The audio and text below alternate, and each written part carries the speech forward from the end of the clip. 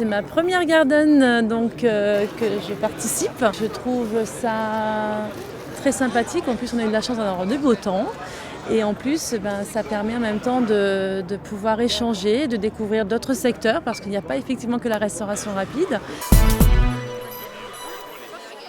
Ça permet d'échanger avec plein de gens d'horizons différents, d'échanger sur la CFTC, sur les acteurs de la CFTC, puis d'écouter notamment les discours de nos présidents. Donc c'était très très intéressant. Donc Patrick a plutôt parlé des deux lois actuelles, la loi Rebsamen et la loi Macron. La loi Macron est votée, mais elle nous pose quand même un certain nombre de problèmes. Et on continue de nous battre là-dessus parce que si effectivement on peut comprendre que la société elle évolue, que nous aussi on doit évoluer, on peut aussi comprendre qu'il y a des salariés qui ne veulent pas travailler le dimanche. Et aujourd'hui, contrairement à ce qui est dit dans la presse, il n'est pas vrai que les conditions du volontariat sont réunies. Il y a un tas de secteurs, notamment le commerce alimentaire, c'est quand même 600 000 salariés en France, où il n'y a pas de volontariat. Donc nous, on continue à le combat, notamment pour permettre aux salariés qui ne veulent pas travailler de pouvoir ne pas travailler.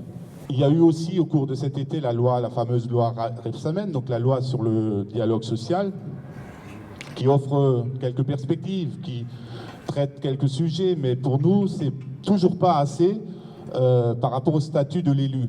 Nous, on pense que le syndicat a vocation à se développer, que le syndicat, il apporte énormément et à l'entreprise et à la société et aux salariés par définition. Et tant qu'on n'aura pas un réel statut de l'élu, un réel statut du salarié, on n'y arrivera pas parce que aujourd'hui, effectivement, notamment les jeunes générations nous demandent « oui, mais qu'est-ce que ça me ramène d'être délégué ?» Voilà. Donc, il faut continuer là aussi à avancer. Alors, il y a un premier jet, mais il faut continuer ça.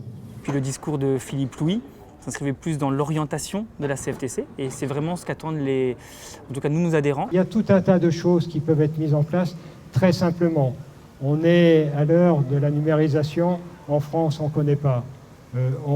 J'entendais les fiches de Facebook, 1,5 milliard abonnés, 1 milliard de connexions par jour et on nous fait croire que nous on n'est pas capable de gérer nos 26 millions ou 30 millions de travailleurs.